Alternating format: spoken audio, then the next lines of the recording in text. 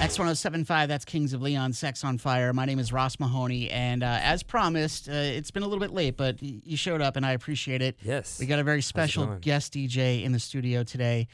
Please welcome, from the band Fall Out Boy, Mr. Pete Wentz. Hello. Hey, I'm sorry, we need like... Yeah. Oh, yeah, all right, the Okay, crowd goes thank you. wild. Clap for myself. Thanks Am for I coming late? in. I am late, huh? Oh, my God. I mean, yeah, a little bit. That's all right, though. Yeah, I'm not trying to be, but I'm late everywhere. I'm like about... kind of 5 minutes late everywhere because I don't really think about the time in between. Like I'm like, it's like 10 minutes to shower, but I don't think about like toweling off and putting on new clothes and Right. like those minutes really add up. You know what I mean? So I went to my buddy's house yesterday. My buddy's house today actually, and I climbed 3 fences to get into his house. And Why? he was because I was late. Oh. And he was like, whoa, my God, no one would ever do that. He's like, most people would just call or whatever. And I'm like, well, when you're like the late guy that's like 10 minutes late, you can't like call and be like, I can't get in. You got to like find a way to get in. You know what I mean? Yeah, you got to find a way to make it happen. That being said, we found a way to get in here today. But also, you are a rock star, and you're 5 minutes late to everything, so that's actually early. So you're technically on time for rock stars. Kind of, but I have a 10-year-old, I have a 5-year-old and a 1-year-old. My 10-year-old is basically on me all the time about being late. He's like, we're late to school, we're late, you know, like, and I'm like, oh my God, it's like having like a little boss that like is so mad about like punctuality, which is just not my thing. It's just like clearly not my thing. But I'm better than I used to be. Do people tell you the wrong time on purpose now to get you to show up early? I think people did that for a while, but like you catch on to it and you get this really... The wave works in reverse in such a bad way where you're like, well, they said the like plane was at 2 and I know they lie to me, so I can probably get there at 2:30. And then they're like, oh my God, we're like not making it to the plane. So honesty is really the best policy on that one, I think. But then you can just shame somebody. Like when you're the last person, there's nothing like sending in a group text like, hey, where are you? Like that's like so shameful, yeah. You know? That's like when your grandparents tell you that they're disappointed in you. Yeah, for sure. But yeah. it's musician mathematics. So like you have to figure out, okay, if they're probably telling me the wrong time because they think I'm going to be late. Yeah. So it's probably not the time they're saying either. We'll figure it out. You get there when you get there. Yeah, I'm not even smart enough to do any of that stuff. That's like the guy in Princess Bride. He's like trying to switch the drinks and stuff. Right. I'm not that smart. You know what I mean? I couldn't figure that out. Pete Wentz is in the studio today from Fall Out Boy, and listen, you guys announced a big tour a couple of weeks ago. It's the Hella Mega Tour. It's going to be a big thing in 2020, and you're doing stadiums. I was lucky enough and fortunate enough and grateful to come to Los Angeles the day that you guys announced the show, and I went to the show at the Whiskey A Go Go. Oh, thanks for coming. Yeah, of course. Thanks for having me.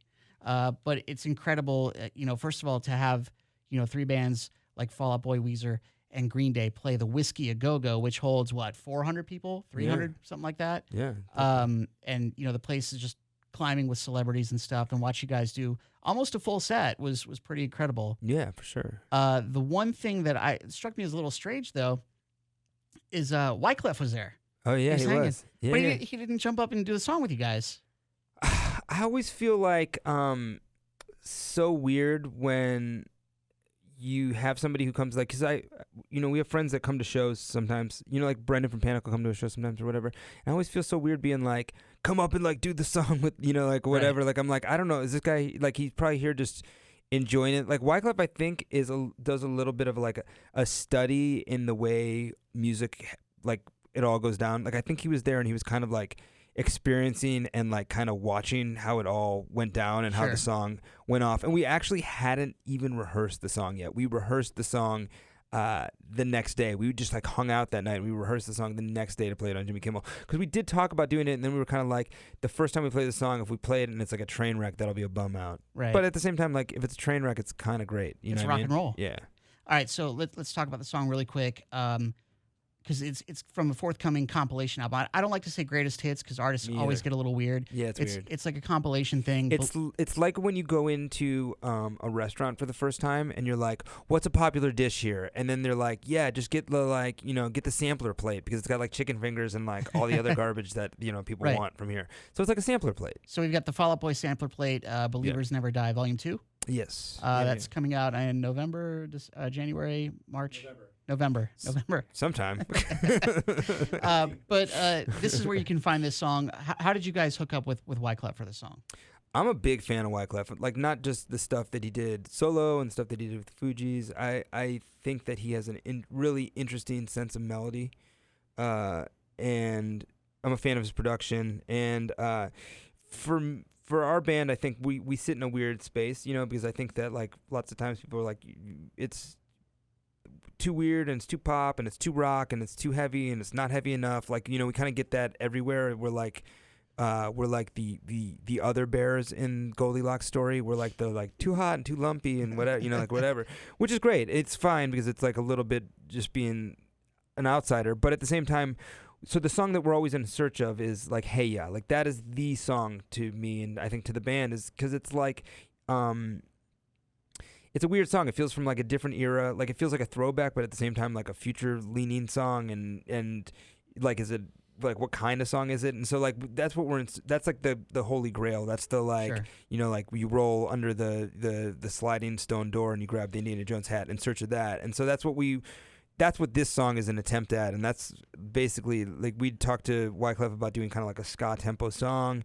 And there's like surf guitars. And I get like Dick Dale surf there's guitars. Surf guitars, which we kind of experimented a little bit with Uma Thurman, but I think it's like a further step in that journey. And there's like that thing you do kind of drum pattern, which is like a reference to the movie, but there's about a zillion, songs that in real life that sound like that as well. But yeah, that's what the song is an attempt at, and it's our little attempt at trying to do a Hey Ya type song. Well, Capone will attest to it. The first time he played me the song was in his car in Los Angeles, and I heard it, and I go, "That's Wyclef." He's like, "You're the first person to get it right, that it was Wyclef." Oh, that's awesome. So we're gonna play that right now. Dear Future Self, hands up. Hella Mega Tour next year. We're very excited. Pete Wentz from Fall Out Boy is in the house, and we're doing the song right now. It's X107.5. X107.5, there you go. That's Green Day, Father of All. They're going to be part of the Hella Mega Tour with Fall Out Boy. By the way, Pete Wentz is in the studio right now. He's picking these songs. He wanted to hear his Hella Mega Tour mates. Father of All? I thought you said it was called something different. Father of All. What was it called? I don't think we can say that legally. Okay, got it. No, don't say it. Don't say it. Don't say it.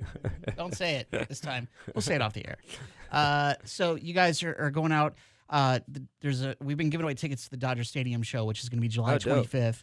But we're not flying people out or anything like that. They gotta get themselves to Dodger Stadium. All right, there we go. But so that you've won, kind of. Kind of. It's going to cost you some money, but at least you get to go to the show for free. So you guys put together this tour. For those that don't know, you guys, Weezer and Green Day, are all managed by the same company. But how did you guys come about and decide to go out together and team up and do this big tour? I think we like all had talked about doing a kind of Monsters of Rock thing, and in a weird way, like, I think that it's kind of counter-programming. I think we live in a very like hip-hop world, and I think that there are kids that want to pick up guitars and go thrash, and why not put it all in one place in that way? I remember maybe I can't remember what age I was, but when the Guns N' Roses Metallica tour went out, it was like such a moment, you know what I mean? Like it was big, like 3 riots, you know what I mean? Like if we get 1 riot, we're doing all right with the Hell Mega Tour, you know what I mean? I think Nirvana opened that tour too. Really? That's crazy. Nirvana or Alice in Chains, one of the two. Yeah, my parents didn't let me go, so I would never even know. You know what I mean? You brought up something about the guitars, and there seems to be that wave right now where there's a lot of people making music on their iPads, and it's great. Totally. You can get music out to anybody, and there's SoundCloud and all these apps and stuff, and TikTok and ways to get your music out to the masses. But what is it about instruments that you think that is going to make a comeback? Because Green Day, obviously, musicians that rock pretty hard. You guys rock pretty hard, no matter what people call you pop bands or whatever. But like pop is short for popular. We need to stop using pop like it's a bad word. Yeah. And then this Weezer album, Weezer, I mean, this song sounds like friggin' Van Halen, right? Totally. I think that we have to stop thinking about like rock personally. This is me speaking personally. So I think that we got to stop thinking about rock music as this thing that's like relegated to like one aisle in Guitar Center that's sold to dads or something. Like I think that rock music can be dangerous and weird, and I think that like when my 10-year-old listens to music, he'll listen to Post Malone, but then he'll go right into like a Queen song, and then right into like a Lil Uzi song, and then you know, like it's kind of, and you know, and he's been listening to the hella mega bands, and I think that you have to let kids kind of experiment and curate it themselves, and if they're making music kind of on a laptop, but then they're bringing real instruments into it, like I do think that there's room for all of it. You know, like there's a big spectrum of what people listen to in the world, and I think that there'll always be room for rock music. I just think that when you have people that are gonna push the boundaries and do things that are interesting, like whether it's like a guy like Skrillex doing something, or you know, like whatever, like I just think that there's these people who clearly grew up on rock music. Like I would love to hear a Skrillex like Metallica song, you know what I mean? Like there's these moments that could exist that I think that would push the boundaries and bring in like a swath of other people, but also it's like it's all cyclical, so like, you know, like the next Nirvana is out there, but it's not in the incarnation of the last Nirvana. Right. You know, like it's going to be something different. Well, the pendulum always swings, and then you see people like Billie Eilish who are bucking all the trends and stuff like that, and they're coming up with, you know, they're bringing in a new group of people into this type of music, and then you know, like even our radio station, we're playing Machine Gun Kelly, and we're playing Post Malone, we're playing stuff like that, and the older audience that likes things in their own compartments, that grew up going, no, this is rock, this isn't. Right. They like to define things by what they know and like, and they're afraid of blurring those lines. Right. But I mean, honestly, since the advancement of the iPods, I mean, once you learn how to shuffle your playlist, all of a sudden you're like, wow, I like all this stuff. Totally. You know? And people have always curated their lives. You picked the shows you went to, you picked the bands that you liked on the flyer, you know, like you would go get a drink when some band was playing, and the other band you'd be in the mosh pit, you know, whatever, or like whatever, you know, like, and that's just kind of how the nature of how the world works. And I think that we live in like the in some ways like the fakest time ever, because people just do everything for like likes on Instagram or whatever. And so like when people are doing authentic things, it really does cut through. So like whether it's Lorde or Billie Eilish or Post, I think he's a super authentic. Like people are like, why did he shout out Fall Out Boy in the song? I'm like, he just kind of I think does what he likes and says what he likes. So I think that that's just like a moment that he had, you know, like when I've hung out with him, it's just like, there's nothing put on, there's no act or something, you know? And I think that we live in the way the world is right now. I think it's a great time for artists, if there are younger artists that are listening or something, this is a great time to just be who you are. You know what I mean? I think that people are attracted to that. I rode an elevator with Post Malone at the VMAs a couple years ago, and all anybody ever asked me was, does the guy smell? Does he smell really bad? I'm like, I didn't get close enough to smell him. I was just in the elevator with him. I was close enough to smell him. I think he smelled good. You know what I mean? Yeah. I don't know. Yeah. He smelled like the tears of his haters. There you go. What it is. Exactly. Pete Wentz is in the studio. I know you can't stay very long. You got some stuff going on tonight. Can't really talk about it, but either way.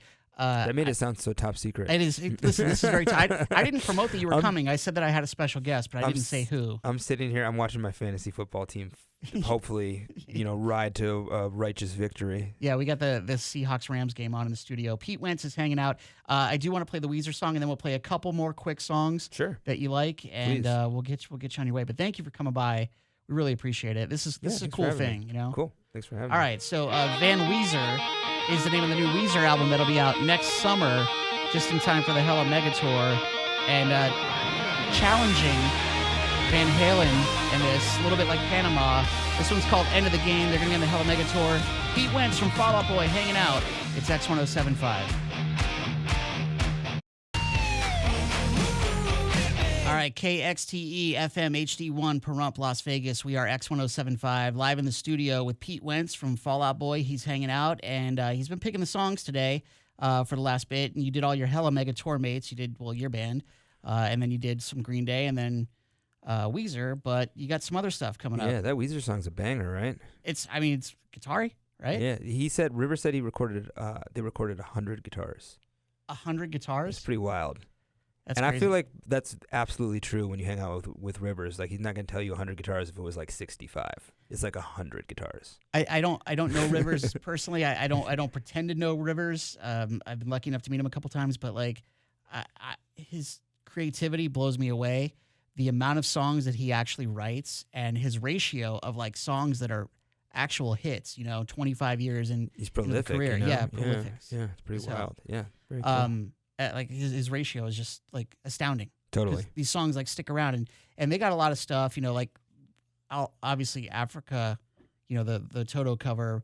exposed them to a much bigger audience than they were this massive band in the 90s, and then they kind of like every other album would be a big smash or a big success, and then they kind of like fade into obscurity a little bit, and people are like, oh, I love Weezer, but then Africa brought them back into the mainstream a bit. Totally. But there's also this other thing where like a great song is like so undeniable. Like I was saying that I drive, when I drive my 10-year-old to school, I let him pick, and so he picked Weezer one day, and we listened to like Beverly Hills, but like Say It Ain't So, like that is like a timeless song. Like when he listened to it, he was like, this is like, I love this song. And it's like, that song's not designed for a 10-year-old in 2019, you know what I mean? But it's just like a great song, that will last forever. Does it make you proud, Dad, when your son likes songs that you like, or that that maybe inspired you at some point? Like it makes me whenever our tastes align on things that are beyond like, Harry Potter characters or something like that, it makes me question. I'm like, I don't want to tell him I like this song because I feel like it'll make him not like this song. Right. It's funny because taking back from an experience from my childhood, my mom went to Woodstock, and like, she played a lot of Beatles and Black Sabbath and, crazy stuff from the 60s and 70s that I grew up, listening to because of her. So like when I went off and listened to my own music, and then when I did a deep dive back into those artists, I think it made her proud that I was like discovering the artists that she loved. Totally. Yeah, it's awesome. Speaking of like lineage and my sons, dad listened to Jimmy Buffett. Oh, really? I'm ready to make my deep dive back. Does he wear to Margaritaville, you know what I mean? Does he wear Tommy Bahama shirts like Mahoney? My over dad? Here? No, he doesn't. He would. I think my dad's actually like too cheap to buy that kind of stuff. Yeah, it can be expensive. Mahoney's rich, so that's why. You go. All right. He always wears the Tommy Bahama shirts every day. It's the summer of Bahama, always. I like that.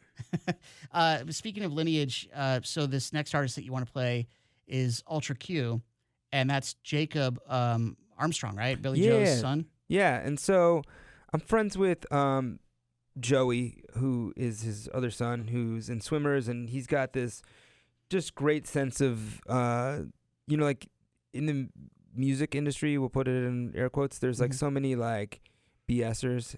People look it up on Urban Dictionary what BSer stands for. You can figure it out. I don't know what it stands for in Urban Dictionary, but yeah, and he just was this kid that I always really liked his perspective, and he would tell me about bands, and he told, we took Swimmers on tour, and that was really cool. And then he introduced me to Jacob, and I hung out with Jacob and some of the guys in the band, and they were doing like this art project in real time, which is really cool. Like he'll text me and he's like, I'm like silk screening shirts in the driveway, right now, like for tour, and like sometimes I'll be like, they were over the other day, and I was like, oh, those pants are crazy, and he's like, yeah, we made them, or whatever, and I'm like, it's so different from when we were a band, but like starting as a band, but like it's so similar in the ways that like the mindset, you know what I mean, but they just use different tools. And anyway, I love this band. I think that it's a band that should be on everybody's radar, and it's like one of those bands that you're gonna see in like certain festival spots, and then you're gonna see it climb up, and you just want to be into that band before they're like the band that your friends are like wearing the shirt, and you're like, why am I so late? So this is the time to get in now, invest early, you know what I mean? Yeah, absolutely. Buy low, sell high, right? Exactly. Never sell, always buy. Always buy. So the band is called Ultra Q, and this is Pete Wentz's pick. And by the way, if he's telling you to get used to this band and get ready, it's, you could say years from now, I found this band because Pete Wentz told me about it. That could be cool, maybe, or maybe not. Who knows? This is Ultra Q. What do you call it on X107.5? Pete Wentz hanging out in the studio. X107.5, yeah. That's Ultra Q. What do you call it? Pete Wentz is in the house. He picked it. You do some DJ gigs, right? Like I do, yeah. You like that side of it? It's a different animal from, performing in the band, right? Yeah, it's completely different. Yeah, money's probably pretty good too. Yeah, I guess so. I don't know. I'm like the kind of guy that just knows that more has got to come in than goes out. You know what I mean? Yeah. But the DJing's fun. It's just it's a completely different thing, and it allows me to kind of have a different perspective, and I can play stuff that probably wouldn't make sense for the band playing. But like I play rock sets sometimes, and I have like a house set, and Yeah, it's just fun to do. You know what I mean? Do you have playlists that you already have built, or do you like to do it on the fly? I do both a little bit. It just depends on what the event is, I guess. You know, like sometimes I like to do homework, so it's like pretty flawless. You know, Right. like so like building sets and building ideas, but at the same time be ready to like flip it. Like if you're playing somewhere and people are more into, you know, like I was playing somewhere and like I played this weird like Tainted Love remix and it was going off, and so Yeah. that's just the one that I wanted to go, you know, like more in that direction, be able to do it. But Are you into like beat matching and stuff like that? Like, is that your thing, or do you just more like, hey, you know what? I'm just gonna pick some songs that I like and. No. I think it's got it. Like, you know, like if you're DJing something where people are dancing and stuff, you want to beat match and match the key of the track to an extent. You know, like you want it to feel like it's blending and going. Right. But at the same time, like this is something I do is like a side thing, a side hustle. So like I mess it up a lot of the time, you Right. know, and I drop it, or I'll have like sometimes like I was playing Sicko Mode the other day, and I was like, wow, this sounds insane. Like this remix sounds so weird in here, and I realized I had like the high pass turned up on the track, and so it just sounded like it just sounded really crazy. It sounds like white noise kind of for people who are listening. Yeah. And by the way, when you're DJing and stuff like that, and you're beat matching, does it feel like that you're kind of producing in some ways? Because like when you're making a record, you have to like match things up and you know, using stuff. So like it probably in some ways may feel a little bit like work. Yeah, you know? for sure. I mean, it's the closest thing that I do to like production, you know, like to go and kind of like put tracks together and create a playlist and kind of try to blend it is the closest version that I would have to, because I don't really do that much production for Fall Out Boy. So like that's it's fun for me because it's like just a different part of your brain. Yeah. It's like actors that direct. Yes. You know? It's just an opportunity to do that. Do something a little different. Yeah, for sure. but I get it. Like sometimes, like I play songs on the radio, so sometimes if I go to a party and someone's like, "Hey, pick the playlist," I'm like, I do that every day. I don't want to do that. I'm not here to work. I'm here to drink and throw have up. fun. Yeah, exactly. Yeah, and I'm here to play the music that people can throw up to. That's exactly what we're doing. That's what people do on my that air DJ shift. was sick. I was barfing the whole time. That's what people do every day on my shift here on the radio station. They're like, "Oh, we hate that guy," but I've told them, I'm like, "Hey, we have a special guest, so like, you know, you'll Hold be happy together. with it." You'll barf a little less, a little more. Who knows? This next song you picked, you mentioned Brendan from Panic at the Disco earlier. He comes to shows, and you guys have done countless tours with Panic at the Disco. Yeah. And I don't know if that band has ever been bigger than what they are right now. It's massive. He grew up here. I remember coming and checking them out in Vegas. Like it was such a funny way that I came upon them. But I came in and I checked them out in their rehearsal space, and they couldn't play any of their songs, and it was, for lack of better terms, it was cute. You know what I mean? And then who would have known that it would become this monster that it is, you know? But it really Brendan is probably the most singularly talented person that I know. Like if we came in here and whatever anyone's skill set is, or someone's being like, I'm like really good at, I have a great golf swing, or I can, like he just like is the guy that can like backflip, and he can do. He's like, you know, like everyone who has a friend, or you know, a couple friends that like good at everything. He's really good at everything. You know what I mean? And it'd be frustrating if he wasn't such a nice guy. Right, exactly. So what was it about him? Because I know you were the one that kind of like gave him his break on your label. Yeah. So what was it about Brendan that you said, like, you know, they weren't very good or whatever, but was it the star power that you could see? Is that something that you recognized in him, and is that why you gave him the chance? Yeah, and I will say, like, it wasn't that they weren't very good, because they were very good and the songs were really good. I was just like, can you play them? And they were like, we don't even know how to play them. I was like, oh, okay. And I think it was because what they were doing was so kind of cutting edge, I guess. You know, like there was stuff that they were like, you can't even just play this song on an acoustic guitar, really, you know? Brendan always had this, the way him and Ryan, who kind of like wrote the lyrics and had the vision for the band, the way they interplayed with each other was amazing. And they created this kind of cohesive world. And then Brendan just had that, like, you know, when everybody talks about like you need the star power and showbiz, like he has the intangible thing, you know, like where it's just like, I don't know, he just had, like, if you put a camera on him, it just likes him. You know what I mean? Absolutely. He had that for sure. Looks, skills, he's got it all. Yeah, definitely. Hate him, right? You hate him. He would be so hateable if he wasn't such a nice guy. You know what I mean? That's what's unfortunate. He's probably hung really well too. Damn it. I don't even know, but I would, you know, based on everything else, I'm sure. Yeah, he's got everything. All right. Well, we're gonna play a Panic at the Disco song, and then we're gonna do one more, and then Pete's got to run. But dude, again, thank you so much for coming in and hanging out today and playing some songs. Yeah. This is Roaring 20s. Something you don't hear every day from Panic at the Disco on X107.5. X107.5, it's Panic at the Disco, Roaring 20s. My name is Ross Mahoney. We got Pete Wentz from Fall Out Boy in the studio. He's picking the songs. We did something cool with you the last time you were here for a show when you played MGM Grand Garden Arena with Machine Gun Kelly. We did something over at Top Golf. Yeah. And you got to knock some golf balls around with some listeners. Yeah, that was right. What was funny is you showed up and I was like, so are you like a big golf fan? You're like, nope. Yeah, totally. I'm like, what are we doing here at Top Golf? I think I'm over there. He set it Capone up. is a big, Capone set it up. big golf fan.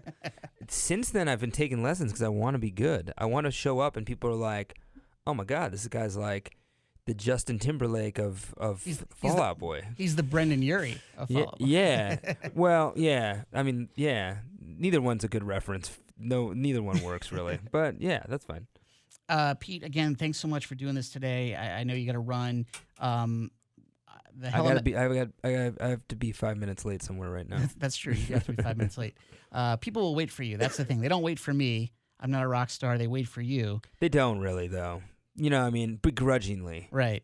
Well, I mean, band commitments. You're Yes. kind of an integral part of the band. So Yes. Yeah. They'll wait. I guess. Maybe we'll see. maybe We'll maybe see. you'll get replaced. You never know. You never know. You never know. Well, how bad would you hate me if you got replaced in the band because you were doing a stupid radio thing? I mean, it would kind of be epic, though, right? I would just have to work at the radio station here, you know? I'd And have we would to- just talk about it all the time. Fire Mahoney, you're in, man. You're on the morning show Please. now. All right, I'm ready.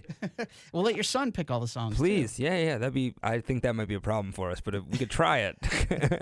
All right, so Hella Mega Tour, it's a big thing next year. It's Green Day, Fall Out Boy, Weezer, and the Interrupters. People sleep on the Interrupters, but they're a great band too. I think that'll be one where, because this is a show where, because of the nature of being in stadiums, you got to get there early, and so I think people will be scoping the Interrupters and will be pleasantly surprised. So Absolutely. Another thing, so the closest show is going to be LA Dodger Stadium, July 25th. But is there a chance you think that maybe some more dates might be added? Because I mean, we have a huge stadium that's opening here at the end of July. Oh, that would be sick. So I don't actually know. That's above your pay grade. Yeah. This is decisions beyond me. But yeah, I think it would be dope, and yeah, I mean, I think it would be cool to add a couple and see how they're going once we get into them and stuff. It's like it is a monumental task to get 4 bands into this thing, but 3 bands that kind of like all are insane people into a stadium show together. So let's see if we can get through. If we need that third Riot, you know, just to match up with the Metallica Guns tour, we'll do it. Listen, no press is bad press. Well, yeah, that's not true. But you say insane. I say creative. You're all creative people. Oh, well, that's very kind. And you all have these amazing businesses, which are your bands, and those are your main projects. And to get all of those schedules to line up, you know, because what people don't understand is like touring businesses are booked years in advance sometimes, like sometimes a year in advance. Yeah. So that's why this is a big thing and a big focus for 2020, because to get all of you guys freed up to, you know, simultaneously be releasing music and you know, there's a lot of thought and a lot of planning that has to go into that. Yeah, no, truly. By somebody else besides me, but it does you just happen. show up 5 minutes late. That's it. Exactly. All right, so the Hella Mega Tour will be next summer, and Pete will show up on stage probably 5 minutes late. I hope. But I'll be there though. At least if it's just 5 minutes late, that's still pretty good. Totally. The last song that you picked today is Nothing Nowhere, featuring Black Bear, and I think Travis Barker is part of this too. Yeah. So Joe is who's Nothing Nowhere. He's a guy that a friend of mine, Johnny Minardi, and I found. Who he runs or is part of Fueled by Ramen Records, and I have a record label called DC2D2 Records, and so we met Joe and we talked about the idea, and he has this really great perspective. He grew up kind of in Vermont, and he has this great perspective on emo music and punk music and mixing trap beats in with it and bringing, you know, Black Bear and Travis, who's obviously a guy who is no stranger to kind of mixing genres, and it's all over the place in the best way to me. I think that this is another artist that everybody should check out, and if you're hearing it for the first time, you can find his stuff online. But you should check it out. All right, Nothing Nowhere featuring Black Bear and Travis Barker. This is called Back to You. Pete, once again, thank you so much. Thanks for having me. Absolutely. It's X107.5.